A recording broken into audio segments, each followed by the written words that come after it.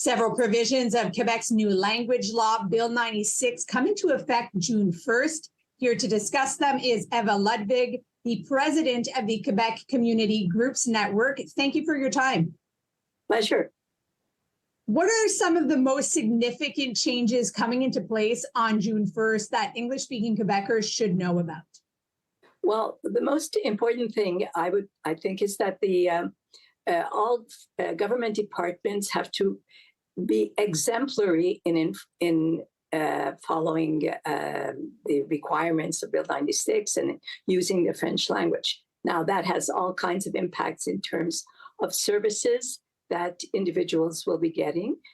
The eligibility to receive these services has an impact. There's the question of newly arrived immigrants have, after 6 months, they will no longer be eligible to receive services in English.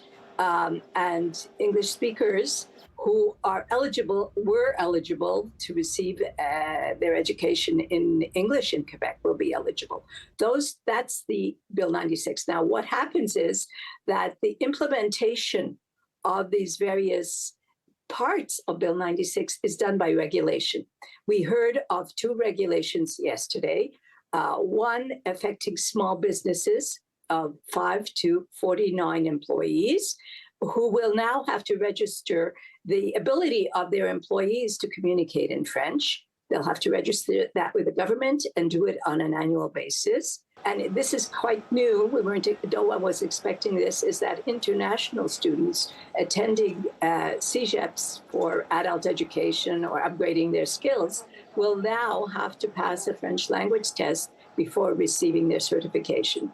This has an impact on the institutions in terms of their ability to recruit. It has an impact on the students themselves and their interest in coming to Quebec to take these kind of courses, and an impact on our the labor shortage that we are already existing.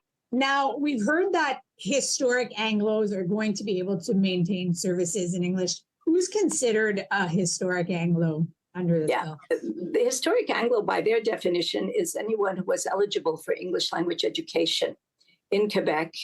And that is their description. What has changed is an announcement from the minister that rather than having to prove or demonstrate a piece of identification or whatever, they're going to go on what he calls a good faith, which means that individuals will have to declare whether they're eligible or not.